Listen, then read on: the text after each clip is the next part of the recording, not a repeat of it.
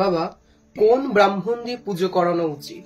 শ্রীমদ্ ভাগবতমের 10ম স্কন্ধের 7ম অধ্যায়ে 13 শ্লোকে বলা হয়েছে, যে ব্রাহ্মণ অসূয়া অসত্য, দম্ভ, ঈর্ষা, হিংসা এবং অভিমান শূন্য সেই ব্রাহ্মণ দ্বারা সদা সর্বদা পূজা করাবে। সেই ব্রাহ্মণের আশীর্বাদ কখনো নিষ্ফল হয় না।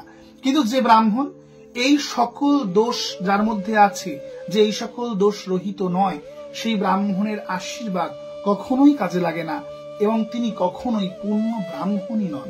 অর্থাৎ যে ব্যক্তিটি আমিষাদি ভোজন করছে, যে ব্রাহ্মণ পশু হত্যা করছে, আমিষ খাচ্ছে, অর্থাৎ তার মধ্যে হিংসা রয়েছে, সে হিংসা পরায়ণ, অর্থাৎ সে কখনোই পূজকের আসনে বসার যোগ্যই নয়, সে কখনোই পূর্ণ ব্রাহ্মণ নয়। এটি শ্রীমদ্ ভাগবতম বলছে, ভাগবতের প্রমাণ দিচ্ছে। সদা সর্বদাই এই অষ্টদোষ রহিত ব্রাহ্মণ দ্বারাই পূজন করাবে এবং সেই ব্রাহ্মণ সদা সর্বদাই আমাদের প্রণম্য। যেহ শ্রিয়া নৃতদাম্ভের্ষা হিংসা মান বিবর্জিতা ন তেষাং সত্যশীলানাম শীর্ষ বিফলাকৃতা।